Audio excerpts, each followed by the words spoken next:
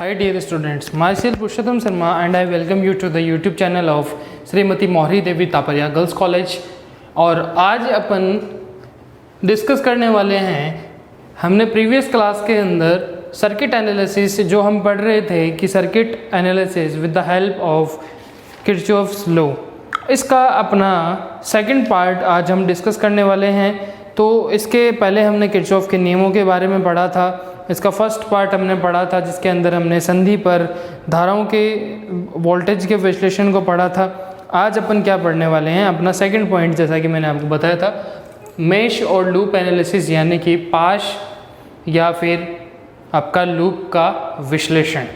ठीक है, तो यहाँ तक बात करने के बाद में अब आगे मैं आपको बताना चाहूँगा कि हमारे इसके अंदर सबसे फर्स्ट हम क्या करते हैं कि जैसा कि हमने ये लिखा कि मैश ऑफ लूप एनालिसिस, यानी कि हम यहाँ पे लूप का एनालिसिस करने वाले हैं। वहाँ पे हमने पर्टिकुलर एक संधि के पॉइंट के ऊपर हमने वोल्टेज को जो भी था उसको हमने क्या करा था, कैलकुलेट करा था। यहाँ पर अपन इस एक पूरे लूप को, जैसे कि सपोज करिए कि हमने ये डायग्राम यहाँ पे सेट करा, तो यहाँ पे मैं पॉइंट्स डाल देता हूँ A, B, C, D, E। ठीक है, तो यहाँ पर देखिए कि अगर हम लूप की बात करते हैं तो लूप का मीनिंग क्या है कि जिसके अंदर पूरा का पूरा जहाँ पे आपकी धाराएं हैं और वोल्टेज एक पूरा का पूरा क्या हो, एक ऐसा बंद पथ मान सकते हैं आप, जिसमें वोल्टेज का जो बीजीय योग है वो क्या होता है, जीरो होता है। यानी कि हम यहाँ पे A, B, E, वापस A को क्या बोल सकते हैं, एक लूप बोल सकते हैं। आगे हम बात करते हैं यहाँ पे अपन B, C, उसके बाद में F यहाँ पे बोल देता हूँ मैं, B, C, F, E को भी आप यहाँ पे A से ले जाके इसको एक लूप बोल सकते हैं। तो इस तरीके से यहाँ पर अपने पास में टोटल 3 लूप हैं। फर्स्ट यहाँ पे हो जाता है, सेकंड यहाँ पे हो जाता है और in the last third one अपना यहाँ पे हो जाता है। तो इस लूप विश्लेषण के अंदर, यानी यहाँ पर अपन क्या ज्ञात करने वाले हैं, लूप के अंदर अपन धाराओं का मान निकालने वाले हैं। इससे पिछले वाले टॉपिक में हमने वोल्टेज का निकाला था। तो इसमें कुछ पॉइंट्स का ध्यान रखना है डियर स्टूडेंट्स। वो कौन से पॉइंट्स हैं उनके बारे में हम देख लेते हैं। सबसे फर्स्ट लिखा है कि अपने को लूप फिक्स कर लेना है, यानी लूप फिक्स करने का मायना सीधा सीधा ये है डियर स्टूडेंट्स कि अपने को यहाँ पे सेट करना है कि टोटल 3 लूप्स अपने पास में हैं, first, second and the last third one. Total कितने हो गए, 3 लूप अपने पास में हमने सेटअप कर लिए हैं। दूसरा हमने बोला कि लूप की धारा की दिशा फिक्स कर लेनी है। तो लूप की धारा की दिशा यहाँ पे पता चल रहा है, I1 इधर है, I2 इधर है और I3 इधर की साइड में जा रही है। तो ये हमने लूप की धारा भी डिसाइड कर ली। अब अपन बात करते हैं, डायग्राम में 3 लूप है जिसमें धारा I1, I2, I3, यानी कि अपने डायग्राम में 3 लूप है जिसमें इधर I1, I2 और I3 तीन अपने पास में क्या है, ये धाराएं जा रही है डियर स्टूडेंट्स। उसके बाद नेक्स्ट पॉइंट है, 2 लूप मिलाकर हम नया लूप बना सकते हैं। इस पॉइंट का मीनिंग ये है कि आपके पास में अगर लूप अलग अलग सेपरेट है तो आप उनको मिक्स करके एक नया बना लेते हो, बट वहाँ पर उस लूप का यूज़ हम इक्वेशंस को सॉल्व करने के लिए है, धारा को समीकरण निकालने के लिए उसका हम यूज नहीं करते हैं। ये बात अपने को ध्यान में रखने की होती है। जैसे कि यूज करने का मतलब ये है कि 2 को मिक्स करने का मीनिंग ये हो गया, आपने फर्स्ट और सेकंड वाले को मिक्स कर दिया तो भी कंटिन्यू यहाँ पे चलेगा A, B, C, F, E, A। तो ये एक लूप बन गया 2 लूप को मिला के, फर्स्ट और सेकंड वाले को मिला के, लेकिन इसको हम यूज नहीं करेंगे सॉल्व करने के लिए। ठीक है, तो उसके बाद अब हम आगे नेक्स्ट वाले में हम देखते हैं कि प्रतिबाधाओं व धाराओं में समीकरण प्राप्त होती है। इससे पहले वाले टॉपिक में डियर स्टूडेंट्स हमने प्रतिबाधाओं की जगह प्रवेश्यताओं का उपयोग लिया था, लेकिन यहाँ पर अपन फिर से प्रतिबाधाओं लोड का उपयोग लेने वाले हैं। Z1, Z2, Z3, Z4 and Z5। Total अपने पास में 5 प्रतिबाधाएं उपयोग में लेने वाले हैं। तो ऑब्वियसली सी बात है कि जब प्रतिबाधाएं अपने पास में है तो साथ में धाराओं को सम्मिलित करने के बाद में उसके समीकरण अपने को धारा और प्रतिबाधा के मिक्स के रूप में प्राप्त होने वाली है। तो अब उसके बाद हम यहाँ पे नेक्स्ट पॉइंट में बात करते हैं कि आपकी प्रत्येक लूप में वोल्टेज पतन का बीजीय योग क्या होता है, 0 होता है। अगर आप रिमाइंड करते हैं, रिकॉल करते हैं तो आपको ध्यान में आएगा डियर स्टूडेंट्स की हमने वोल्टेज का जो नियम पढ़ा था, वोल्टेज लॉ पढ़ा था किरचॉफ का, उसके अंदर हमने डियर स्टूडेंट्स ये बताया था आपको कि जिसके अंदर ये बोला गया था किसी पास के अंदर, हमने क्या बोला कि किसी पास के अंदर जो वोल्टेज है उनका बीजीय योग क्या होता है, आपका 0 होता है। तो इस तरीके का हमने उसमें पढ़ा था। तो अब आगे हम क्या करते हैं, यहाँ पे टोटल ये जो अपने पास में 3 पास हैं 1, 2 और 3, इन पास के अंदर हम क्या कर लेते हैं, समीकरण बना लेते हैं वोल्टेज नियम के हिसाब से। तो आप ये साथ साथ नोट करते जाइएगा ताकि आपके जो नोट्स हैं वो बन जाएं। तो लिख दिया मैंने प्रथम पास के लिए, यानी कि हम प्रथम पास के लिए अब समीकरण बनाने वाले हैं। तो इस फर्स्ट पास के लिए आप बात करेंगे तो E विद्युत वाहक बल हो जाता है, Z1 आपके यहाँ पे वैल्यू हो जाती है, Z3 आपका यहाँ पे प्रतिबाधा है, यानी Z1 और Z3 आपके पास प्रतिबाधा हो जाता है। तो अगर मैं यहाँ पे समीकरण की बात करता हूँ तो समीकरण मेरे पास में आती है I1Z1 प्लस अपने पास में आ जाता है I1 minus I2 Z2 sorry I1 minus I2 Z3 आएगा, क्योंकि इसमें अपने पास में Z3 हम यूज कर रहे हैं, माइनस आ जाएगा E बराबर में 0। यानी कि कुल मिला के हमने इस इक्वेशन के अंदर ये देखा कि I1 Z1, यानी कि यहाँ से आप स्टार्ट करेंगे तो I1 Z1 धारा की दिशा के अंदर है तो पॉजिटिव लिया जाएगा। और अब यहाँ पे बात करते हैं तो ये आपको क्या मिलेगा, I1 Z1 के साथ में आएगा, तब तो यहाँ पे I1 Z3 इस I1 वाली धारा के साथ Z3 ये यहाँ पे धारा की दिशा में है डियर स्टूडेंट्स, तो ये I1 और Z3 आपके पास आएगा। अब कॉमन ले रखा है मैंने यहाँ पे Z3 सीधा लिख दिया। इससे पहले ये माइनस I2 Z3 कैसा है वो देखते हैं।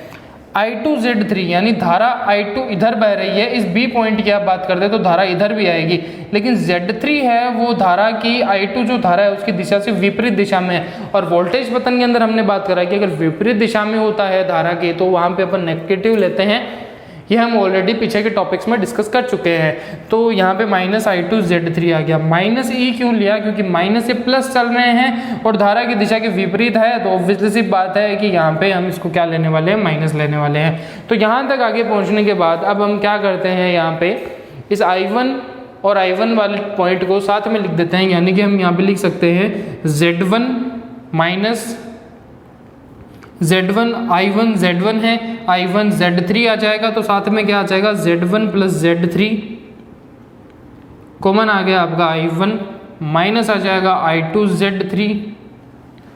अब यहाँ पे साथ में एक काम हम ये कर सकते हैं कि यहाँ पे I3 धारा नहीं है, तो इसका मतलब समीकरण अगर मेरे को बनानी है तो मैं 0 यहाँ पे लगा के I3 लिख देता हूँ, बराबर में क्या कर देता हूँ, इस E को माइनस E है उधर भेज दूंगा तो ये क्या बन जाएगा, प्लस का E बन जाएगा। 0 लगाने से इसको मल्टीप्लाई करोगे वापस 0 आएगा, तो इसका मतलब समीकरण में इसका कोई भी वैसे रोल नहीं है, लेकिन आगे जाके अपने को इसको थोड़ा सा उस तरीके से सोल्व करना है। इसके लिए इसको हमने को सेट करना पड़ेगा, आगे जाके मैट्रिक्स के हिसाब से इसको सेट करना पड़ेगा, इसलिए अपने को यहाँ पे I3 का यूज लेना पड़ा है। इसको मैं बोलता हूँ इक्वेशन नंबर 3 क्यों बोला है, क्योंकि अपने पीछे वाले टॉपिक के अंदर 2 इक्वेशंस अपने पास में डियर स्टूडेंट्स बन चुकी हैं। अब बात करते हैं द्वितीय पास के लिए। जब आप द्वितीय पास के लिए बात करते हैं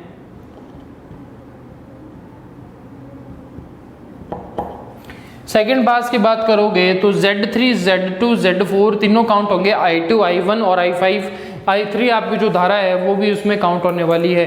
तो इस एक लूप की आप बात करते हैं तो वहाँ पर आपका सीधा सीधा I2 के बाद में आप Z2 की बात करते हैं तो यहाँ पे आ जाता है अपना I2 Z2, यानी यहाँ पे I2 Z2 धारा की दिशा में है। और जो Z4 है अपने पास में, Z4 में 2 धाराएं लग रही हैं, एक लग रही है I2 जो पॉजिटिव आएगा, I3 जो लग रही है अपने पास में डियर स्टूडेंट्स वो क्या आ जाएगी, नेगेटिव आ जाएगी, क्योंकि Z4 उसकी धारा की दिशा के विपरीत है।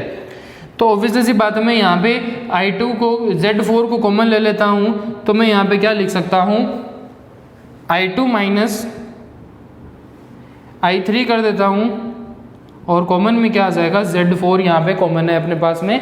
उसके बाद में यहाँ पे डियर स्टूडेंट्स हम क्या कर देते हैं, अब इस Z3 के लिए अगर आप बात करते हैं तो Z3 के लिए यहाँ पर क्या बोला जाएगा, I2 भी आ रहा है और उसमें Z3 में I1 धारा भी अपने पास में लग रही है। तो यहाँ पे हम क्या कर सकते हैं, I2 की दिशा में है तो I2 तो पॉजिटिव आएगा, और इस I1 की दिशा के ये विपरीत दिशा में है, इसलिए यहाँ पे क्या आ जाएगा, नेगेटिव आ जाएगा, यानी कि I2 माइनस I1, और आगे क्या आ जाएगा यहाँ पे Z3। और उसके बाद में E का अब कोई रोल नहीं है, इसलिए डियर स्टूडेंट्स E के अंदर हम इसको यूज नहीं लेने वाले हैं, E अपना फर्स्ट लूप के अंदर सेपरेट हो गया था। ठीक है, तो यहाँ तक क्लियर होने के बाद में अब आगे अपन क्या कर देते हैं, बराबर में 0 कर देते हैं, क्योंकि वोल्टताओं का योग क्या हो जाता है, 0 हो जाता है। तो ये अपने पास में अब इसको वापस अपने को I2, I3 और I1 के फॉर्म में इसको सेट करना पड़ेगा। तो यहाँ पे I2 है, यहाँ I2 minus I3 Z4 I2 minus I1, इस तरीके से इसको सेट करना है। तो जब आप इसको वापस सेट करते हैं, I1 वाले को आगे लेके आते हैं, तो I1 का सिर्फ एक टर्म है, तो मैं माइनस Z3 I1 कर देता हूँ। अब I2 की बात करते हैं, तो I2 में ये वाला टर्म और ये वाला टर्म तीनों साथ में आ जाएंगे। तो यहाँ पे मैं क्या कर देता हूँ, Z2 साथ में दे देता हूँ, Z3 के अंदर भी आएगा और Z4 भी इसके अंदर है, और कॉमन में क्या आ जाएगा डियर स्टूडेंट्स, I2 आ जाएगा। जब ये कॉमन आ गया तो लास्ट में अपने पास I3 के लिए क्या क्या बचेगा, इधर I3 नहीं है, इधर है और इधर है। तो यहाँ पे अपनी इक्वेशन क्या बन जाती है, I3 के लिए I3 में Z4 आता है, माइनस का Z4 आएगा और इधर माइनस का आएगा I1 Z3। तो इसको भी अपने को क्या करना पड़ेगा, अब कंबाइन करके लिखना पड़ेगा। तो जब आप इसको लिखते हैं कंबाइन करके, यहाँ पर Z2 Z3 Z4 आ जाएगा, उसके बाद I2 आ गया, आगे आ जाएगा अपने पास में माइनस Z4 I3 के लिए, यहाँ पे I3 है नहीं तो सिर्फ एक ही अवेलेबल है, तो ये आ जाएगा आपका Z4 माइनस का, और इधर क्या आ जाएगा आपके पास I3 आ जाएगा, बराबर में आ गया 0। यानी कि ये समीकरण बनने के बाद में हम इस समीकरण को क्या बोल देते हैं, समीकरण नंबर 4, इक्वेशन नंबर इसको हमने 4 बोल दिया। तो यहाँ तक इक्वेशन नंबर 4 बोल दिया है। अब उसके बाद अब हम बात करते हैं थर्ड लूप के लिए, तीसरे लूप के लिए इसकी हम बात करते हैं, यानी तृतीय लूप के लिए। लूप लिख दीजिए, चाहे पास लिख दीजिए, बात एक ही है। इसको मैं थोड़ा सा ऊपर से रफ कर देता हूँ यहाँ से, ताकि हम इसको थोड़ा और अच्छे से लिख सकें। ये अपनी इक्वेशन नंबर 3 आ चुकी थी। तो जब आप थर्ड पास के लिए बात करते हैं, यानी थर्ड पास में अपने को ये वाला पॉइंट कवर करना है, तो इसमें Z4 आएगा, Z5 आएगा, इसका मतलब 2 ही आने वाले हैं। धारा I3 लगेगी, उसमें I2 लगने वाली है। तो इसकी जो अपनी इक्वेशन बनेगी डियर स्टूडेंट्स, वो इक्वेशन क्या बन जाएगी, I2 Z5 के अंदर आपकी धारा जा रही है I3, और यहाँ पे साथ में क्या जाएगा I3 और Z5। उसके बाद इसमें अगर आप बात करते हैं Z4 के अंदर, तो Z4 में I3 माइनस क्या हो जाएगा, प्लस में I3 माइनस I2 हो जाएगा, और यहाँ पे क्या आ जाएगा, Z4 आ जाएगा। I3 की दिशा के अंदर है Z4 और I2 की विपरीत दिशा में है, तो माइनस I2 बराबर में क्या आ गया, 0। यानी कि वोल्टताओं का बीजीय योग क्या होता है डियर स्टूडेंट्स, 0 होता है। अब आगे हम क्या बोल सकते हैं, यहाँ पे I1 है नहीं, लेकिन बनाना अपने को वो टाइम है, तो इसके लिए हम यहाँ पे क्या करेंगे,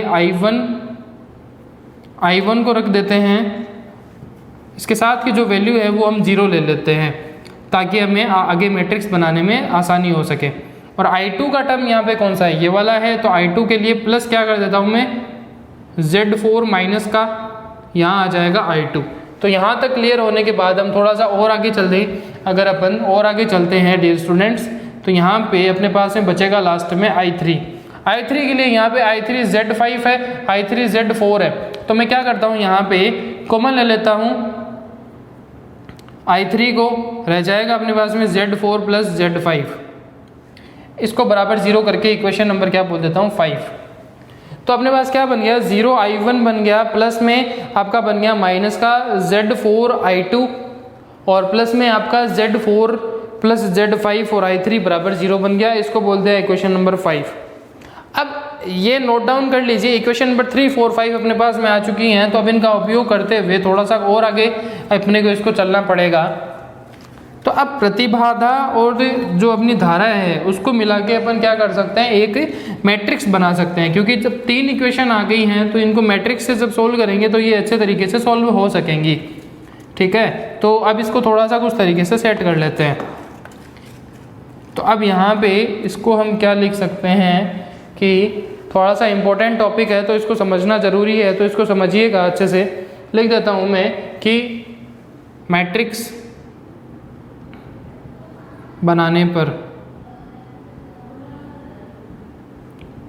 जब आप मैट्रिक्स सेट करते हैं तो मैट्रिक्स सेट करने पर क्या आ जाएगा, आप यहाँ पे टोटल हम प्रतिबाधा के रूप में कर रहे हैं, तो यानी कि मैट्रिक्स बनाएगी प्रतिबाधा के रूप में, तो यहाँ पे अपन क्या ले लेते हैं, Z ले लेते हैं। Z के बराबर में अब जो अपनी है वो पूरी की पूरी मैट्रिक्स सेट हो जाएगी। तो अब आप समीकरण के अंदर देखेंगे समीकरण नंबर 4, 5 और आपकी जो थर्ड, फोर्थ और फिफ्थ इक्वेशन है उसके अंदर आपने, अब हम सेट करेंगे इक्वेशन को कैसे, Z1 + Z3 I1 के साथ में है और I2 के साथ में। फर्स्ट इक्वेशन में क्या है -Z3 और लास्ट में क्या है I3 के साथ में 0। तो ये अपने पास में बन गई। अब जो अपनी फोर्थ इक्वेशन है उसके अंदर क्या है -Z3, फिर उसके साथ है Z2, Z3, Z4 और आगे वाला टर्म क्या है -Z4, यानी कि I3 के साथ -Z4 है। उसके बाद हम बात करते हैं डियर स्टूडेंट्स लास्ट वाले टर्म की।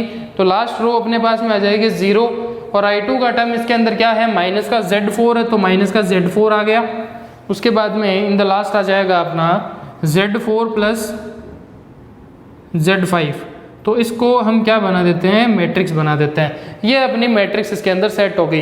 अब इस मैट्रिक्स को क्या करना है अपने को डियर स्टूडेंट्स, सॉल्व करना है। तो जब इस मैट्रिक्स को हम सॉल्व करते हैं तो अब हम एक काम और ये कर सकते हैं कि हम यहाँ पे जो Z वाली वैल्यूज़ हैं उनको हम एक फिक्स नाम दे सकते हैं।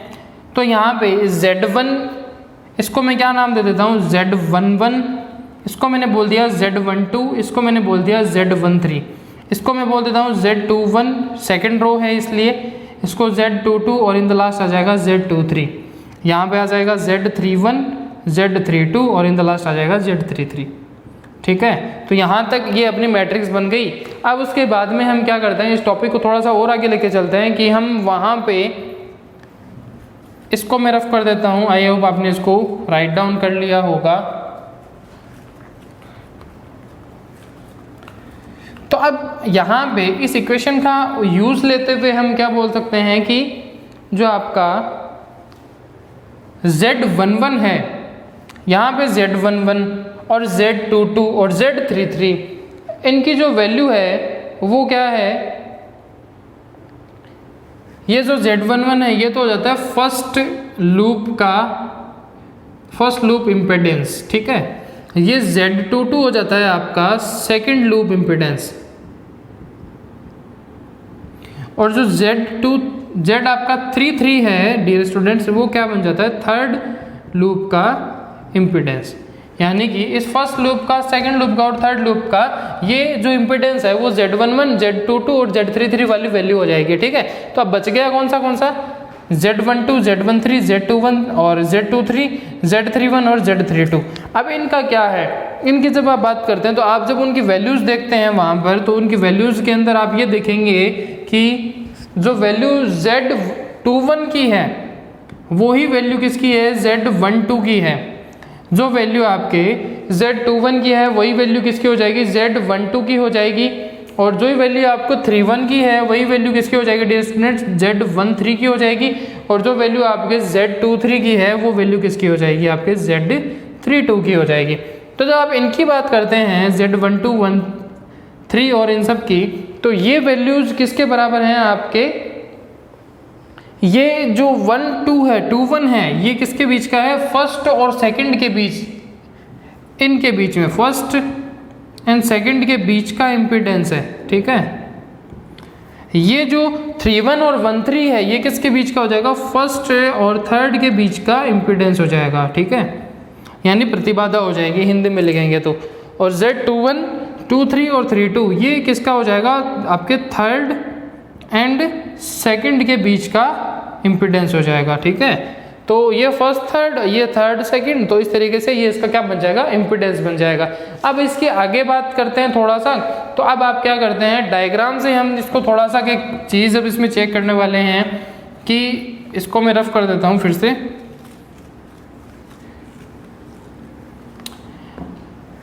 अब हम डायग्राम में एक चीज़ नोटिस करते हैं कि भाई डायग्राम में 3, 4, 5 इक्वेशन से जो अपनी इक्वेशन नंबर 3, 4 और 5 इक्वेशन है उसके अंदर हम क्या करते हैं, जो ई की फॉर्म है उसमें बना देते हैं। ई आगे वाले में ई नहीं है तो 0, फिर क्या बन गया 0। ठीक है, आपने मैथ्स के अंदर पढ़ा होगा A = BX, वो वाली हम इसमें फॉर्म यूज ले रहे हैं। ठीक है, बराबर के अंदर क्या आ जाएगा आपका Z11 Z12 और इसकी वैल्यू क्या थी 0 थी, वो आ जाएगी। और उसके बाद में Z आपका आ जाएगा डियर स्टूडेंट्स 21 Z22 और उसके बाद में लास्ट में आ जाएगा आपका Z23। तो ये पूरी की पूरी मैट्रिक्स सेट हो गई। Z31 की वैल्यू अगर 0 है तो ठीक है, यहाँ पे इसकी वैल्यू 0, इसकी वैल्यू 032, Z32 इसकी वैल्यू आ जाएगी Z33। तो यहाँ तक होने के बाद में ये Z32 और Z33 आ गया, तो इसको हम इस तरीके से लिख सकते हैं।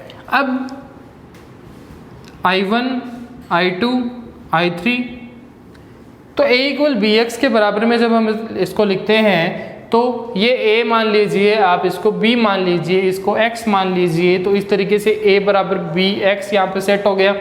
उसके बाद हम क्या करेंगे इसके अंदर कि जो अपनी समीकरणें हैं उनमें अब अपन धाराओं का मान निकाल सकते हैं। इन समीकरणों से धाराओं के मान निकाल सकते हैं। अब यहाँ तक क्लियर होने के बाद में मैंने आपको बता दिया कि Z1, Z3, Z2, Z3, Z4 और Z5 का यूज करते हुए हमने ये मैट्रिक्स बनाई। I1, I2, I3 का हमने इसका यूज ले लिया। अब अपन यहाँ पे क्या बोल सकते हैं कि वापिस जो हमने लूप B माना है, अब ऐसे बोल देते हैं कि हमारा जो डायग्राम है उसके अंदर अगर सपोज कर लीजिए कि लूप है उनका नंबर B है, अपनी जो यहाँ पे ब्रांचेज हैं उनका नंबर अगर n है, तो यहाँ पर जो अपनी समीकरणें बनने वाली हैं टोटल समीकरण की संख्या, जैसे इसमें अपने पास में 3 बनी है, तो टोटल जो समीकरण की संख्या अपने पास में बनने वाली है वो किस तरीके से आ जाएगी b माइनस n प्लस 1। इसका अगर आपको फॉर्मूला निकालना हो, सपोज करिए कि आपका जो डायग्राम है यहाँ पर हमने 1 2 3 अपने पास में कितने आए हैं लूप आए हैं। अगर अपने पास में इससे ज़्यादा थोड़ा टिपिकल डायग्राम हो जिसके अंदर आपको पता करना हो कि इसमें कितनी इक्वेशंस बनने वाली हैं, तो उसके लिए अपने को क्या करना पड़ेगा, we have to use this formula. अपने को इस फॉर्मूले का यूज करना है, सीधा b और n की वैल्यू लिखनी है। b यानी कि अपना यहाँ पे लूप आ जाएगा और यहाँ पे n क्या आ जाएगा, आपके संधि की संख्या आ जाएगी। इस तरीके से यहाँ पे इसको आपको सेट करना है। उसके बाद इसको थोड़ा सा और आगे लेके चलते हैं, क्योंकि अभी अपने को i की वैल्यू यहाँ पे प्राप्त नहीं हुई है।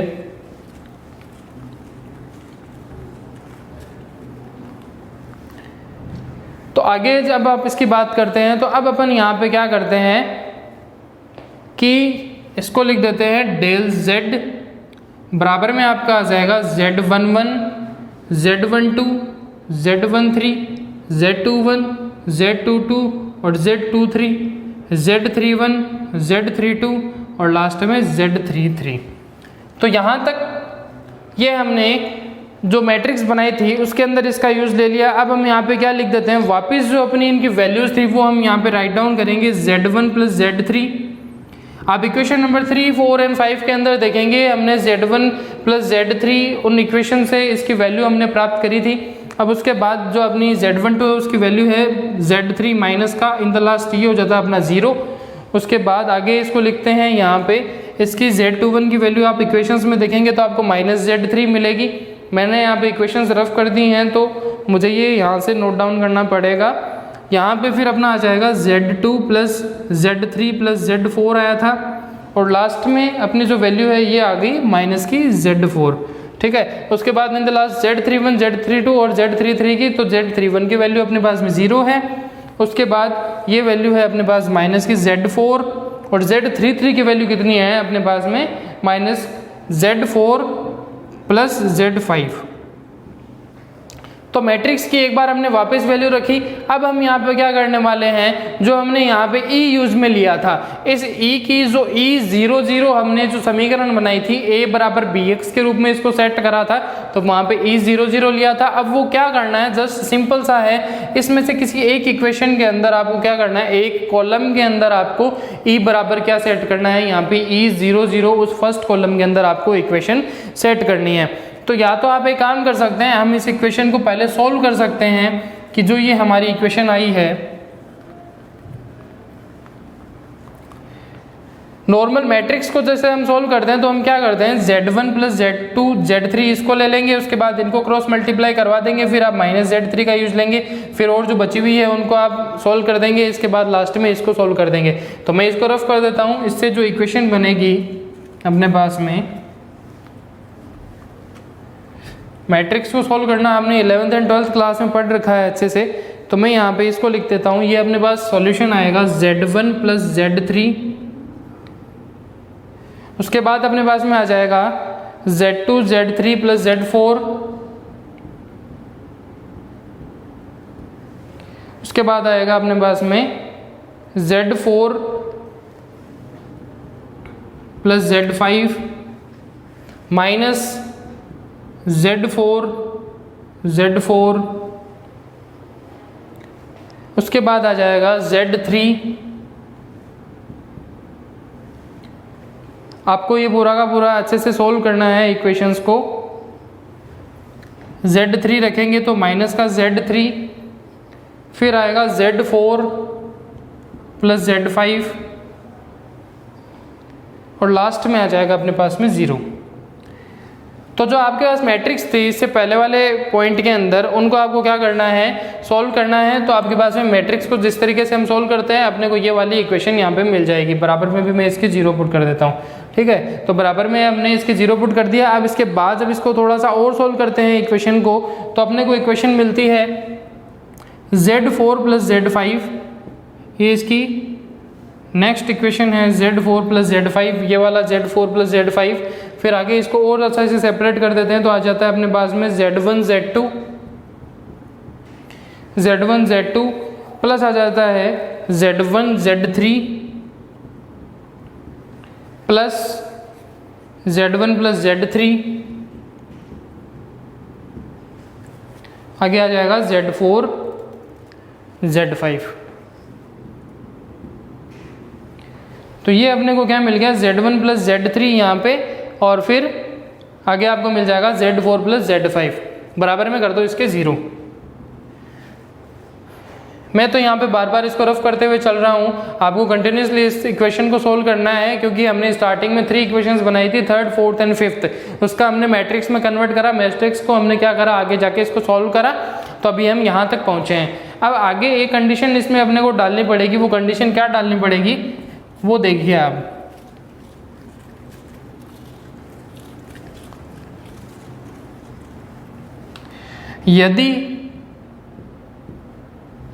यदि हम क्या करते हैं कि Z मैट्रिक्स का, यदि Z मैट्रिक्स के फर्स्ट कॉलम के अंदर, फर्स्ट कॉलम में अगर आप E मैट्रिक्स से उसको क्या कर देते हो, इंटरचेंज कर देते हो। अगर आप उसको उसे इंटरचेंज करोगे तो आप देखोगे Z मैट्रिक्स जो आपने बनाई थी उसके अंदर फर्स्ट कॉलम है, उसमें आपको क्या करना है, E मैट्रिक्स। E मैट्रिक्स यानी E0 0, क्योंकि फर्स्ट इक्वेशन में E था आपके पास में, 4th इक्वेशन में 0 था और लास्ट वाले में भी 0 था। तो उसको क्या करना है, इसके फर्स्ट कॉलम से आपको इंटरचेंज करना है। तो उसको आप लिख दोगे del 1 से। जब इसको del 1 से लिखोगे तो आपके पास जो समीकरण आने वाली है, जो आपके पास मैट्रिक्स आने वाली है, वो आ जाएगी 0 0 0। इतना सा सीन है इसमें। आगे आ जाएगा आपका माइनस का Z3, उसके बाद अपने पास यहाँ पे रिमेनिंग था Z2 plus Z3 plus Z4, और आगे इसमें नेक्स्ट वाली रो में आया माइनस का Z4, और इन द लास्ट अपने पास में बचेगा 0 माइनस Z4, और लास्ट में क्या रहेगा dear students, Z4 plus Z5। आपको कंटिन्यूसली इसको अपने आप सोल्व करना है जिस तरीके से ये मैं बताया जा रहा हूँ। अब उसके बाद में अगर आप यहाँ पे I1 की वैल्यू निकालते हैं तो I1 की वैल्यू क्या आ जाएगी, del 1 अपॉन del Z आ जाएगा यहाँ पे। तो del 1 क्या है, इस वाली मैट्रिक्स का यूज लेना है, और del Z क्या है जो हमने इससे पहले मैट्रिक्स बनाई थी, वो उस तरीके से यहाँ पे सेट हो जाएगी। अब यही Z मैट्रिक्स अगर आप किसके अंदर रखते हो, सेकंड कॉलम में इसको आप सेट करते हो। जब इसको आप सेकंड कॉलम में सेट करोगे तो यहाँ से मेरे को इसको हटाना पड़ेगा, और यहाँ इनकी जो वैल्यूज थी वो रखनी पड़ेगी, और इसकी जगह क्या आ जाएगा, 0 0 और 0 सेकंड कॉलम के अंदर। जब सेकंड कॉलम में आप इसको रख दोगे तो यहाँ पे जो उसकी वैल्यूज हैं वो आप राइट डाउन करेंगे और उसके बाद में आपको जो I2 मिलने वाला है यहाँ पे इसको मैं क्या कर दूंगा I2, तो वो क्या मिलेगा आपको del 2 अपॉन del z मिल जाएगा। इसी तरीके से जब आप यहाँ पे थर्ड कॉलम के अंदर इसको राइट डाउन करते हैं 0 0 0, तब वहाँ पे क्या होगा, आपके पास ये 2 आपके पास जो पहले से पड़ी है वैल्यूज वो रह जाएगी और इसकी जगह पे क्या आ जाएगा E 0 0 0। ठीक है, तो ये इतना सा काम करना है। इस तरीके से आपके ये 3 मैट्रिक्स है उनका रिजल्ट अपने पास में आ जाता है। और थर्ड कैसे आ जाएगी अपने पास में, अगर मैं यहाँ पे सीधा लिख देता हूँ I3 आपको क्या मिलेगा del 3 अपॉन del z। ये आप सीधा भी लिख सकते हैं, कोई इशू नहीं है। आप अगर एक मैट्रिक्स सोल्व कर देते हैं तो वो इनफ रहता है। ठीक है, तो उसके बाद में यहाँ पे अपने को अगर अपन एवरेज निकालते हैं कि टोटल धारा अपने को किस तरीके से मिली है यहाँ पे, यानी कि del I1 I2 I3, अपने पास 3 लूप थे, फर्स्ट सेकंड और थर्ड, इसलिए अपने को 3 धाराएं निकालनी थी I1 I2 I3। अगर यही अपने पास में 3 की जगह पे 5 7 8 अगर अपने पास में क्या रह जाते हैं, लूप रह जाते हैं, अब आपको वहां पे धारा कैलकुलेट करनी हो तो आप इसका एक प्रॉपर फॉर्मूला यूज ले सकते हैं। आर की जगह पे आपका जो भी नंबर है वो आ जाएगा del r आ जाएगा, अपॉन में आ जाएगा del z।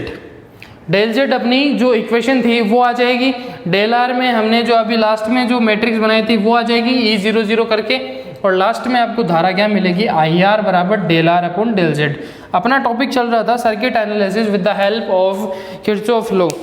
इसके अंदर अपने पास में फर्स्ट और सेकंड हमने 2 इसके आपको मैंने टाइप बताए थे, वो दोनों टाइप अपने आज कंप्लीट हो गए हैं। तो ये यहाँ तक था। इससे हम किसी भी सर्किट के अंदर धारा और फिर वोल्टताएं निकाल सकते हैं। तो ये टॉपिक अपना क्लियर हो गया। अगर आपको ये टॉपिक समझ में आया हो तो वीडियो को लाइक ज़रूर करिए, अपने क्लासमेट्स के साथ शेयर जरूर करिए, चैनल को सब्सक्राइब करिए। मिलते हैं नेक्स्ट वीडियो में फिजिक्स का न्यू टॉपिक सीखने के लिए।